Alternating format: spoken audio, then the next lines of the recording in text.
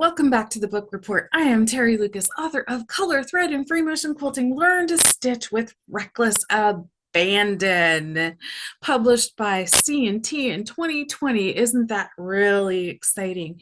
It has been a hot minute since I have been in here talking to you about the book report. Wow, what's been going on? Well, few things actually. First up, it was allergies season. Oh my. I actually started taking my allergy meds in late August, early September. So by the time October came around, I was sufficiently covered and did not end up with the same kind of sinus infection that I ended up with last year. I have to tell you, I am really grateful that that happened. My goodness, last year was awful. I wasn't even sure I was going to make it to Houston last year. I've been able to function this year because I started taking the allergy meds earlier, and I probably should still be taking them because I get tired. I'm sure you know nothing about that. And wow. So it has been a hot minute. And I want to share something kind of personal with you today. There during 2020, 2021, so many people were sewing. And for me, when life gets really stressful, sewing and quilting is what goes out first because it is my safe and creative space. And of course, I should be doing more in that time, except that, yeah. So quilting for the last few months has been really on the back burner for me. Although, I know I've been hinting at this, I do have something special coming up. And as soon as I'm done here today, I'm actually going to I'm going to set something up so that we can get this started. Let me just say, I think it's going to be a lot of fun, not just for me, but for you too. And as soon as I can, I will make an announcement. And yes, I've been hinting at this for a while. Um, there are a number of us participating together, and yeah, there's just been a lot going on in the last several months, like for all of us. It's been nutty because I am a CNT author and I have been media over the years. I frequently get advanced copies, which is one of the reasons why I do this. And I was working with other publishers for a while too to get their books and advanced copies so that I could talk to you about them. And a while ago, one of these books came into my email, and I opened it up and I'm like, oh, this is good. This is really good. And either here or here, I'm not quite sure where, but here or here, you will in a minute, in half a second, in 30 seconds, see in just a moment here, you're going to see this book that I am participating in the blog tour on my blog, which is at terrificcreations.com, or it's terrificcreations.com, and I'll put the link in there. I'll put the link in the show notes, and I will put a link to purchase the book in the show notes as well, because I think you guys are going to get this. So the book is called Royal Icing Cookies by Morgan Beck. She has 45 techniques for stunning edible art. Now, if you know me at all, if you know me remotely in person, if you followed me on my original Instagram account, or you follow me on my at Terrific Creations Instagram account, you know that I love to bake. And weirdly, it is baking season. Over the summer, I tend not to bake as much because it is literally so hot outside that it makes that the air conditioner, the air handling unit, has a hard time keeping up with what's going on outside. So inside, I use the oven as little as possible, as little as possible. But I love to bake. And before I tell you a little bit more about the book, I'm going to tell you about one of my very first baking experiences that I remember. Partly because it's funny, but partly because for some of you it'll explain so much. So, in the second grade, shockingly, I found a book at the library on how to bake a loaf of bread. And it was this beautiful story, this well told story of how to actually make a loaf of bread. Now, again, if you know me in person, you know I'm short. This hasn't changed from the time that I was little. And my mother is also a bread baker. And she had this, I want to say ginormous, but she had this rather large Tupperware bowl with a perfect fitting lid that she would raise her dough in so that she could both see it and feel it, right? Keep it kind of like in a humid environment so it didn't kind of crust over while she's waiting for it to do its final rise. And so here I am, second grade, you're what, 8? And I got this book out of the library, and I think I'm going to have to look in a couple of different. I've recently found. I'm going to take another aside here before I keep going on the baking thing. Um, in so, and I lost it. It'll come back. But I love to bake. So on this warm spring day back in 1977, 78, something like that. So me must have been like 1977, something like that. I made a loaf of bread. My mother went to the neighbors. I knew where she kept her yeast. I knew where she kept her flour.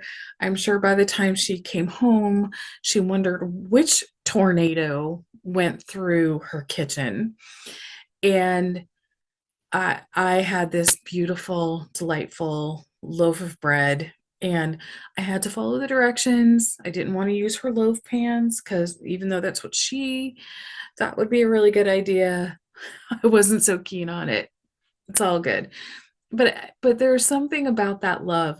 And if you can imagine me, my shortness, carrying around this big bowl while I was outside playing as well as tending to this, like I really it was a beautifully warm spring day, and I really did carry this bowl around with me as I was, waiting for it to double in size and pounding it down again. And yeah, but that instilled in me a love of baking. Now, later on in your teen years, they'd come out by, there were cake mixes. Cake mixes made it really easy, right? You put an egg, like it's all the dry ingredients are pre-measured, so it makes it really easy. And you just go about your business, right? You mix everything up, you put it in the pan, it rises, or the pans, it rises, it's perfect, it's done. You frost it. At some point, I started decorating cakes, and uh, I actually loved that process too because there's so much that there's just so much that you can do. And one of my favorite things to do sometimes one of my favorite things to do occasionally is watch the cake decorating shows. I prefer the competition ones because there's a lot of intricacy involved, and you can you can sort of see these disasters coming along and all that. How but what I love about that, I love that people get I love how the contestants or the bakers show how frustrated they are because here everything's going well, and then something just goes haywire. And because it shows even with the professionals, things don't always go the way they're intended to go, the way we would like them to go. And that is whether you're a bread baker, a knitter, uh, a quilter, an artist, like a pencil artist or a watercolorist, or somebody who throws a potter. Like for any of us, things can go just kaflooey at any given time. Now, over the last few years, CNT has been broadening the creative outlets that they're publishing. And so when this came into my inbox, oh my gosh, I have to tell you, like, I was enchanted, partly because Instagram Reels, just saying, it's really fun to watch some of these bakers. When this book came in, I was really excited to see it. I wanted to see how it would be presented in book format. And part of the reason why I wanted to see that is because first of all, it's really fascinating. This cookie decorating that's been going on for quite a while. Um, and I wanted to see how Morgan approached teaching in this kind of style. I have been to a cake decorating class, and I have to say I loved cake decorating. And one of the things that I loved cake decorating. So this to me is kind of appealing because it's a smaller canvas or a differently shaped canvas, and there are different things that you use in order to achieve the different looks that you're going for. And I love how Morgan starts out with a very delightful, and I really should have marked up the book. And by marking it up, I mean putting like post-it note flags in it. She gives a really good introduction and talks about what the terms are. So, what exactly is royal icing? And it's a meringue based icing. And um, it's an egg yolk, not an egg yolk. It is an egg white based icing, but it starts out with powdered egg whites, which you can get in a number of different places. She talks about what she actually uses and how she pulls things, how she uh, gets the different consistencies of icing that she needs for the different techniques that she's doing. She also talks about drying times because depending on the icing that she's using, you need different drying times. And in order to do some of the layering that she does, you actually really do need to be rather, let's just say, like quilting. This is not a this is not a quick process. This is much more of a slow process. And I do love that um, she then takes the time to go over the tools that she uses. Now, here's the thing about somebody who is writing a book that is a teaching tool or a tool that we can use in our kitchens and our sewing rooms for any period of time. What we use today might change in 5 years and will probably have changed from when we started, what we've done, how we've managed things, how we've grown in our technique, what we've become comfortable with. So she's talking about the tools that she uses now. And what I love about them, they're fairly straightforward. It's, paintbrushes and little cups to mix the icing in, and a stand mixer. Who doesn't love a good stand mixer? I love a good stand mixer. She talks about wax paper and parchment paper and where you might use those. A silicone scraper tool, to partly to mix, partly to smooth things out. She talks about a scribe, which in our world is a stiletto. So she uses something similar to make sure that the icing will be smooth on the surface and give her a really good canvas. And then she goes into, and I love this so much because it wasn't quite what I was expecting. I'd always wondered what kind of what kind of cookie dough that the bakers who do this kind of decorating, this icing, that they used.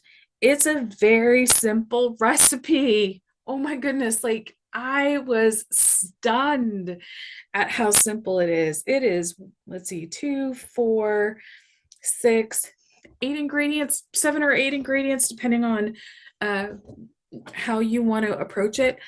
And she talks about where she gets some of her ingredients. Some of this, some of this is just at your local. All of these ingredients are essentially just from your local grocery store, so you don't have to go very far. And half of this you'll have in your kitchen anyway.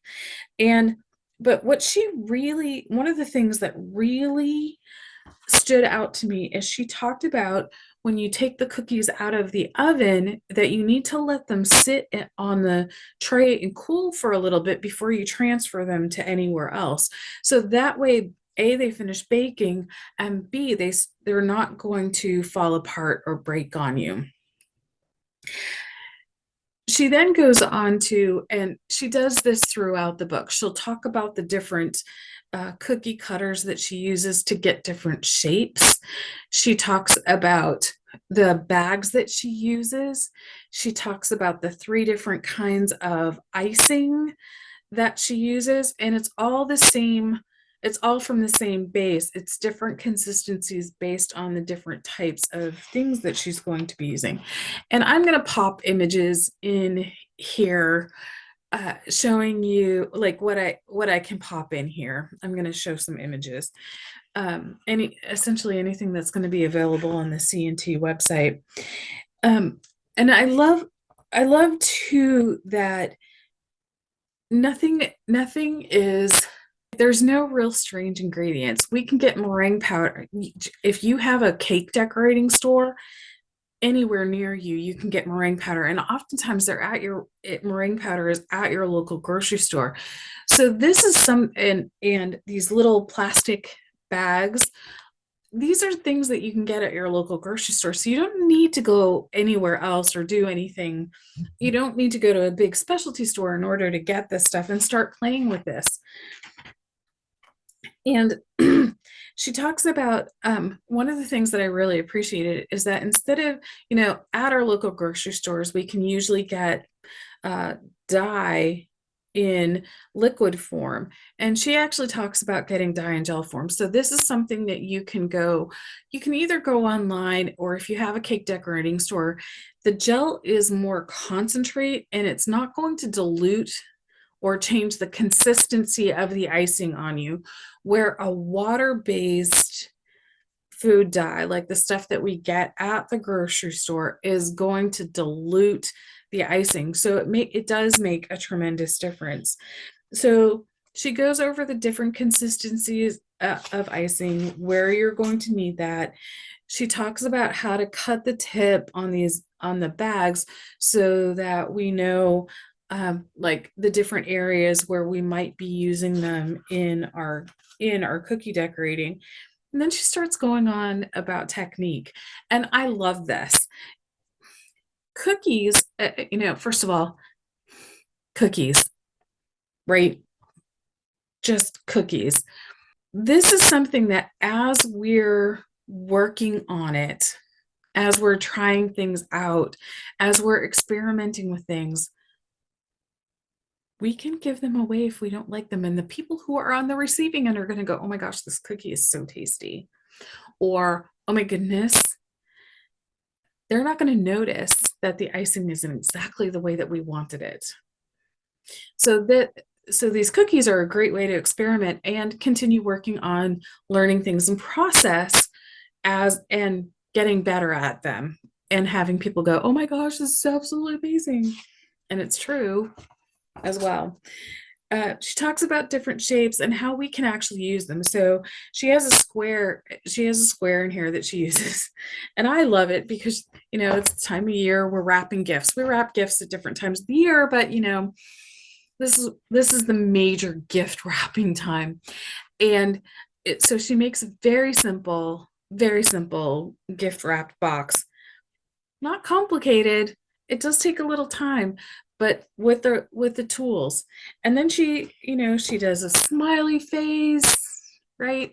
She talks about the different problems that can come up and how to solve them. She talks about different shapes, how we can make different things, how we can join different things together. With one, she makes such, I love this. I totally love this. Do you see how, this is clearly a process, right? It and it doesn't take, it takes a while for sure, because with each layer you need to let things dry so that, you do your outlining, you let it dry so that you can do the flooding, so that you can let it dry, so that you can add details to it later. So it's really kind of fun. And oh, the projects in here are just adorable. And I have to tell you, there's oftentimes, and this is why I love this. Okay, so she uses it looks like a little plaque. So I'm going to show you this in just a second. She uses this little plaque one, but she creates a whole big bunch of different things from it. She creates a happy birthday to you, so with like candles on the bottom. It's so cute. And then she does that, and then she makes a little placard. It just says congrats. And then she uses the same thing. Oh my gosh, Michelle Friedman, you're gonna love this, especially at this time of year, because look, it's Hanukkah. It's a Hanukkah cookie. It's a Hanukkah cookie. And so I want to show you this one. Before I tell you, you really just should go buy this book. Buy the book because it's beautiful, right? As quilters, we love beautiful things. And I'm going to relate this stuff to quilting in just a minute. She made a taco, she made a sun, but the one that I really love the most, here it is. Because there's nothing really complicated about it. Of course, these things take practice, but I really just love this. And I know the lighting in here is sort of terrible, and I'm trying to see what you see. So she uses this is the same or something similar to what she used before. So she uses the same things, the same cookie cutters over and over again. And then she creates leaves, and she does her flooding, and then she creates leaves on there. And you know what? Leaves are rather generic. I mean, they can be very specific, but on something like this, it can be super generic, and it all it has to do is look like a leaf. So, it can be really fun to experiment and play with all of this. Now, I told you I can relate anything to quilting. Well, just about anything to quilting.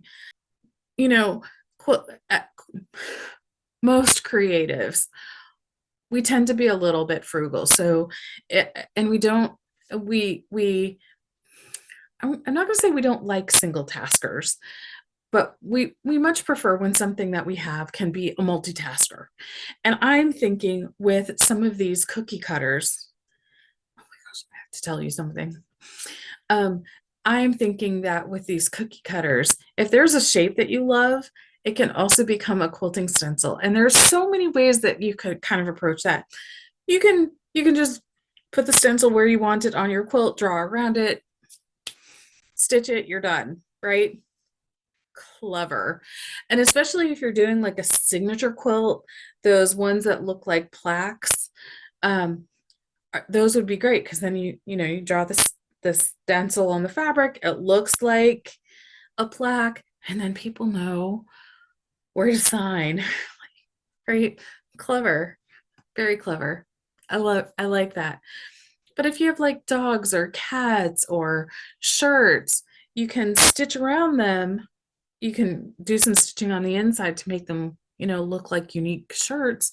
And then just, kind of meander your way over to the next one. So we can use those cookie cutters to be quilting stencils. And you can do it from just drawing on your quilt, drawing on golden threads. I mean, that would be brilliant, because then you have the shape. You could also draw on something like freezer paper, because again, you have the shape, you can place it wherever you want it, do your stitching around it, reposition it. It's so clever. But also, you're going to use some of the same motions. So like if you want to create something that's curvy, you're going to use the same motion to create something curvy. So if you have cake decorating skills, or you are into royal icing, which I think I'm gonna get into doing some royal icing stuff because like so fun. But if you're into that kind of thing, these two things can kind of cross over and enhance what you're doing. So if you have all those cookie cutters that you haven't done anything with in a while, here's your here's your opportunity. Here's your opportunity to have a little bit of fun. I would totally like, I am just smitten with this book. Now, some of us also like to put sprinkles on things. She shows us how to make our own sprinkles, and it's clever. And I actually have seen Jamelia Hilfiger make her own sprinkles. And not for nothing, they're beautiful. And they're not all the same size. They're all slightly different sized. And it's so cute. It is so cute. So here you go. This isn't just a book recommendation. This is an experience. I mean, Royal Icing Cookies. Royal Icing Cookies. And look at that cover. Isn't that beautiful? So I will have a link in the show notes. Welcome back. Thank you for your patience. I haven't done a book report in a while.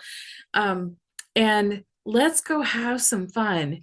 And as soon as I get my cookie stuff, I will make a recipe, do a few cookies, and show them on Instagram.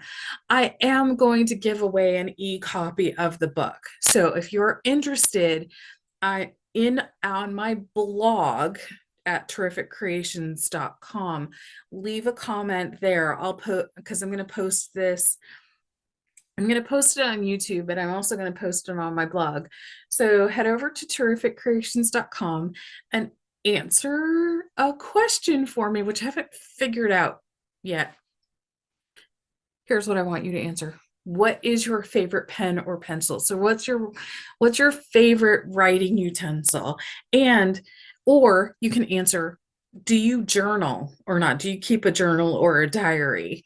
It in so it doesn't matter where you live because I'm going to I'm giving away a copy, an electronic copy of the book. So essentially a kind of a PDF version of the book. So you will have this. So it doesn't matter where you live, you can enter from anywhere. I'd love to hear what your comments are on what your favorite pens are or your pencils, whatever your writing utensil is. I wanted to give you a heads up. I have another book report or another blog post coming up, video post coming out soon that I'm going to talk about the C&T color card deck, which I've talked a little bit about that before, but I'm going to pair it with something else and it's going to be so much fun. Just a note too.